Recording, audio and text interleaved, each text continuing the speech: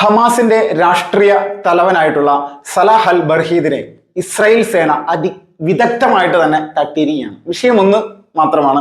ഈ പറയുന്നവൻ കുറേ നാളുകളായിട്ട് ഹമാസിന്റെ ഒളിത്താവളങ്ങളിൽ കഴിഞ്ഞ് മുന്നോട്ട് പോകുന്ന സമയമായിരുന്നു. ഈ നോമ്പ് മാസമായ സമയത്താണ് പുള്ളിക്കാരൻ എന്തായത് പുറത്തേക്ക് ചാടിയെത്തിയത്. അതിന്റെ പ്രധാനപ്പെട്ട കാരണം എന്താണ്? ഇസ്രായേല് ഹമാസ് പരസ്പര വെടിനിർത്തൽ ഉണ്ടായി എന്നുള്ളതാണ്. അതിനുശേഷം രണ്ടാമത് ഇസ്രായേൽ പണി തുടങ്ങിയതിന് ശേഷം പിന്നെ ഒളിത്താവളത്തിലേക്ക് പോകാനുള്ള സമയം കിട്ടിയില്ല. ഗാൻ യൂനിസിലാണ് ഇങ്ങനെ താമസിച്ചിരുന്നത്. കാരണം ഒളിത്താവളങ്ങളിലെല്ലാം പരമാവധി ഇസ്രായേൽ സേന അത് കൃത്യമായിട്ട് ഇവരുമായിട്ടുള്ള വെടിനിർത്തൽ പ്രഖ്യാപിച്ചതിന്റെ സമയം ഇസ്രായേലിന്റെ എല്ലാ ഏജൻസികളും ഇവന്മാരുടെ ഒളിത്താവളങ്ങൾ മാത്രം സെലക്ട് ചെയ്ത് അതിങ്ങനെ വെച്ചിരിക്കുകയായിരുന്നു.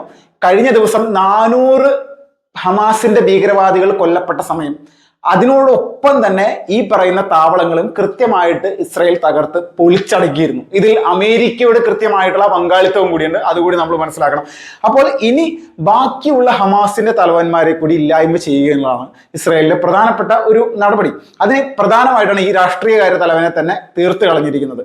ഇവിടെ നമ്മളെല്ലാവരും ചിന്തിക്കണം, എന്തുകൊണ്ട് വീണ്ടും ഒരു യുദ്ധത്തിലേക്ക് കാര്യങ്ങൾ പോകുന്നു എന്നുള്ളത് നോക്കുമ്പോൾ ഇസ്രായേലിന്റെ നിരവധി ആളുകളാണ് ഇപ്പോഴും അവരിൽ ബന്ദിയായിട്ട് നിൽക്കുന്നത്. പക്ഷെ ഇസ്രായേൽ പറയുന്നത് 56 പേർ ഉണ്ട് എന്നുള്ള രീതിയിൽ പറയുമ്പോഴും അവർ തന്നെ ഇതിലൊരു കൃത്യമായിട്ടുള്ള വിശദീകരണം തരണം. അവസാനമായിട്ടുണ്ടായ 56 പേരിൽ ഇപ്പോൾ ജീവനോടെ ഉണ്ടാകുന്നത് ഏകദേശം 10-16 പേർ മാത്രമായിരിക്കും. ബാക്കിയുള്ളവരൊന്നും ഉണ്ടാകില്ല.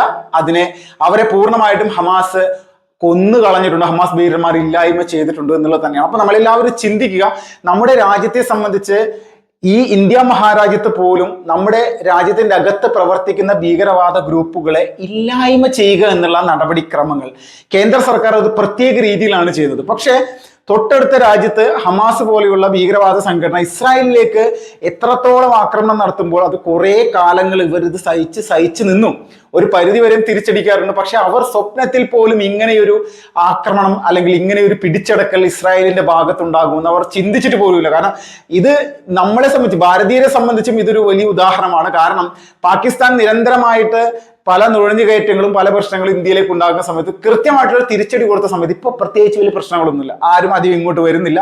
അവർക്ക് വന്നു കഴിഞ്ഞാലത്തെ ഗതി എന്താണെന്ന് പറയും. പക്ഷെ ഇതിന് പോലുമുള്ള അവസരം യഥാർത്ഥത്തിൽ ഇസ്രായേൽ ഹമാസിന് കൊടുക്കുന്നില്ല എന്നുള്ളതാണ്. കാരണം അവരുടെ ഓരോ നേതാക്കന്മാർ, ഇപ്പോൾ യഹിയ സിൻവർ അടക്കമുള്ള പ്രധാനപ്പെട്ട നേതാക്കന്മാരെ പൂർണ്ണമായിട്ടും ഇല്ലായ്മ ചെയ്തുകൊണ്ട് കൃത്യമായിട്ടുള്ള നടപടിക്രമങ്ങൾ, സുരക്ഷിതമായിട്ട് തങ്ങളുടെ രാജ്യത്തിന് ഇനി മുന്നോട്ട് പോകണമെങ്കിൽ ഹമാസ് എന്ന് പറയുന്ന ഒരു സംവിധാനം ഇവിടെ ഉണ്ടാകരുത്. ഇതാണ് അവരുടെ തീരുമാനം.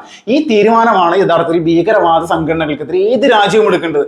അമേരിക്കയുടെ പിന്തുണ ഉണ്ടെങ്കിലും ഇല്ലെങ്കിലും ഇത് കൃത്യം അവർ നടപ്പിലാക്കാൻ ഒരുപാട് നാളുകളായിട്ട് ശ്രമിച്ചുകൊണ്ടിരിക്കുന്നതാണ്. പക്ഷേ ഇപ്പോൾ പൂർണ്ണമായിട്ട് എല്ലാ സാഹചര്യങ്ങളും പെട്ടെന്ന് ഒരു നിമിഷം കൊണ്ട് ഒരു രാജ്യത്ത് കയറി അവിടെ പൂർണ്ണമായിട്ടും അവിടെയുള്ള ഭീകരവാദികളെ നശിപ്പിച്ച്, ഭീകരവാദികളെ സപ്പോർട്ടേഴ്സിനെ നശിപ്പിച്ച് ആ രാജ്യം പിടിച്ചെടുക്കാൻ സാധിക്കില്ല എന്ന് ഇസ്രായേലിന് അറിയാം. ഇസ്രായേലിന് അത് സാധിക്കുന്ന കാര്യമായിരുന്നേ ഇല്ല ആദ്യമേ തന്നെ. പക്ഷെ അമേരിക്കയുടെ പിന്തുണ കൃത്യമായിട്ടുള്ളതിന്റെ പേരിൽ അവർക്കത് നിഷ്പ്രയാസം നടപ്പിലാക്കാൻ സാധിക്കുന്നുണ്ട്. കാരണം ഇത് ചെയ്യാതെ മുന്നോട്ട് പോകാനായിട്ട് ഇസ്രായേലിന് സാധിക്കില്ല.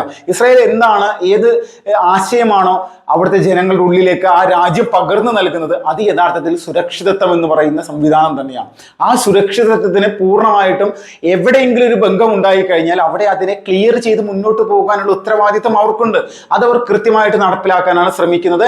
ഈ ഒരു വലിയ തരത്തിലുള്ള ആക്രമണത്തിലൂടെ ഈ ഹമാസിന്റെ രാഷ്ട്രീയകാര്യ തലവൻ നിസ്കരിക്കുന്ന സമയത്താണ് പുള്ളിക്കാരനെ തീർത്ത് കളഞ്ഞത്. കുടുംബാംഗങ്ങളുമായിട്ട് നോമ്പ് മാസമാണ്, നിസ്കരിക്കുന്ന സമയമാണ്. അപ്പൊ നമ്മളെല്ലാവരും ചിന്തിക്കുക, ഏതെല്ലാം തലത്തിലേക്കാണ് ഇസ്രായേൽ സേന, എന്തെല്ലാം ചിന്തകളാണ് അവരുടെ മനസ്സിലുള്ളത്, അവർ ഏതെല്ലാം രീതിയിലാണ് ഇവരെ ഇല്ലായ്മ ചെയ്യാൻ ശ്രമിച്ചുകൊണ്ടിരിക്കുന്നത്. നമ്മൾ ഈ അടിസ്ഥാനപരമായിട്ടുള്ള ഈ ഭീകരവാദികളുടെ നിലപാടുകൾ എത്രത്തോളം വലിയ രീതിയിൽ ഇസ്രായേൽ എന്ന് പറയുന്ന രാജ്യത്തിനെതിരെ ഉണ്ടായിട്ടുണ്ടെന്നുള്ളത് കൃത്യമാണ്. ഇപ്പോൾ വീണ്ടും നമ്മുടെ ഈ ഇന്ത്യ മഹാരാജ്യത്ത് പോലും പ്രതിഷേധങ്ങളും പാലസ്തീൻ അനുകൂലമായിട്ടുള്ള മുദ്രാവാക്യങ്ങളും പ്ലക്കാർഡുകളും ബോർഡുകളൊക്കെ ഉയർന്നുകൊണ്ടിരിക്കുകയാണ്.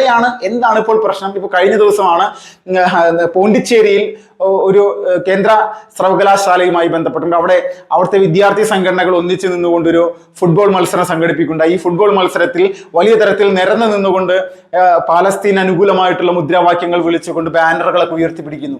അപ്പോൾ ഇവിടെ യഥാർത്ഥത്തിൽ നമ്മുടെ ഈ കൊച്ചു കേരളത്തിനോട് ചേർന്ന് കിടക്കുന്ന പോണ്ടിച്ചേരി പോലെയുള്ള പ്രദേശങ്ങളിൽ എന്തടിസ്ഥാനത്തിലാണ് ഇങ്ങനെയുള്ള പരിപാടികൾ ഇപ്പോഴും ഇവിടെ നടക്കുന്നത്? കേരളത്തിലും ഒരുപാട് നടത്തി. ഇവിടുത്തെ ആളുകൾക്ക് പാലസ്തീൻ അനുകൂലമായിട്ടുള്ള കലാപരിപാടികൾ നടത്തി ഇപ്പം മതിയായിരിക്കണം. കാരണം കേരളത്തിലെ സുഡാപ്പികൾക്ക് ഒരു കാര്യം മനസ്സിലായി, ഗാസ എന്ന് പറയുന്നത് ഇനി പൂർണ്ണമായിട്ടും ഒരു സ്വപ്നം മാത്രമാണ്. ഈ സ്വപ്നം ഇനി വെറുതെ അനാവശ്യമായിട്ട് കണ്ടുറങ്ങുക എന്നുള്ളത് മാത്രമുള്ളൂ. പ്രതിഷേധിച്ചിട്ടൊന്നും കാര്യമില്ല, ഇസ്രായേൽ അത് പിടിച്ചെടുക്കും. അമേരിക്ക കൃത്യമായിട്ടുള്ള വാണിംഗ് കൊടുത്തിട്ടുണ്ടായിരുന്നു, ബന്ദികളെ എത്രയും പെട്ടെന്ന് പൂർണ്ണമായിട്ടും ഒറ്റ ട്രിപ്പിന് തന്നെ ബന്ദികളെ വിട്ടേക്കണം, 2-3 ആളുകളെ മാത്രമാക്കി വിട്ടേക്കുക എന്നുള്ള നിങ്ങളുടെ സ്വഭാവമാണെങ്കിൽ നിങ്ങൾ ഒന്നിച്ച് തന്നെ സ്വർഗത്തിലേക്ക് കടത്തിവിടാൻ പറ്റുന്ന തരത്തിലേക്കുള്ള പുതിയ ബോംബുകൾ ഞങ്ങൾ ഇസ്രായേലിന് കൈമാറിയിട്ടുണ്ട് എന്നുള്ള രീതിയിൽ തന്നെയാണ് അമേരിക്കയും കൂടി പറഞ്ഞിരിക്കുന്നത്. അപ്പൊ അമേരിക്കയെ സംബന്ധിച്ച് ഈ അടുത്ത കാലത്ത് ഒരു രാജ്യത്തെയും സഹായിക്കാത്ത രീതിയിലാണ് ഇസ്രായേലിന് വലിയ സഹായം കിട്ടിയിരിക്കുന്നത്. പൂർണ്ണമായിട്ടും അത്യാധുനികമായിട്ടുള്ള സ്ഫോടക വസ്തുക്കളും ആക്രമണ രീതിയിലേക്കുള്ള എല്ലാ പൂർണ്ണമാണ്. എന്ന് വെച്ചാൽ ഭൂഗർഭ അറകളിൽ പോലും ഇരിക്കുന്ന ഭീകരവാദികളെ അതിനകത്ത് പോയി പൊട്ടിത്തെറിക്കുന്ന തരത്തിലുള്ള മിസൈലുകളാണ് ഇപ്പോൾ അവിടെ വിക്ഷേപിച്ചുകൊണ്ടിരിക്കുന്നത്.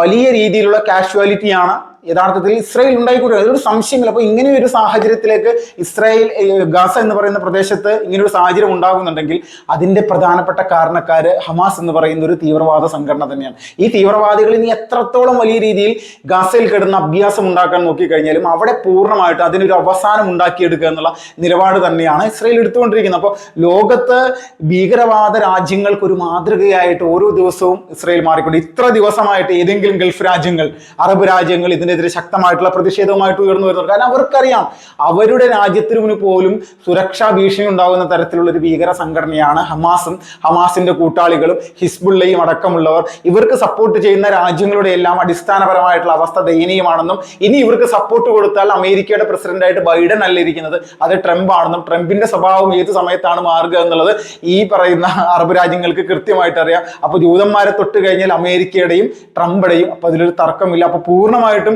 ഹമാസിന്റെ വരാനിരിക്കുന്ന സമയങ്ങളിൽ അവർ അന്ത്യകൂദാശ മാത്രമാണ് ഇനിയുള്ളത്. ഒരു രീതിയിലും അവരുടെ സംവിധാനങ്ങൾ ഇനി അവിടെ ഉണ്ടാകാത്ത തരത്തിലേക്ക് കാര്യങ്ങൾ മാറുകയാണ്. അത്രത്തോളം വലിയ രീതിയിൽ എയർ സ്ട്രൈക്കുകളാണ് ഇസ്രായേൽ ഇപ്പോൾ നടത്തിക്കൊണ്ടിരിക്കുന്നത്. ഖാൻ യൂനിസ് പട്ടണമൊക്കെ നമ്മൾ കഴിഞ്ഞ ഒരു 8 മാസങ്ങൾക്ക് മുൻ ഇസ്രായേൽ നടത്തിയ വലിയ തരത്തിലുള്ള കരസേനാ മുന്നേറ്റത്തിൽ പൂർണ്ണമായിട്ടും അത് തകർന്നിരിക്കുകയാണ്. കുറച്ച് സ്ഥലങ്ങൾ മാത്രമാണ് ഇനി ബാക്കിയുള്ളത്. ആ പ്രദേശത്താണ് ഈ പറയുന്ന ഹമാസിന്റെ രാഷ്ട്രീയകാര്യ തലവനൊക്കെ ഇപ്പോൾ സ്വകാര്യമായിട്ട് താമസിച്ചിരുന്നത്. അവിടെ കൂടി കൃത്യമായിട്ട് എയർ സ്ട്രൈക്ക് നടത്തി അവനെയും അവന്റെ കുടുംബക്കാരെയും പോലും ഇല്ലായ്മ ചെയ്തുകൊണ്ട് ഭീകരവാദത്തിന്റെ അടിവേര് പൂർണ്ണമായിട്ടും ഇസ്രായേൽ ഹമാസിന്റെ അറുത്ത് കളയുന്ന തരത്തിലേക്കുള്ള നിലപാടുകളുമായിട്ട് മുന്നോട്ട് പോവുകയാണ്. ഓരോ ദിവസവും ഹമാസിന്റെ ഭീകരതലവന്മാരെ കൊന്നൊടുക്കുന്ന വാർത്തകളാണ് ഇപ്പോൾ നിരന്തരമായിട്ട് വരുന്നത്.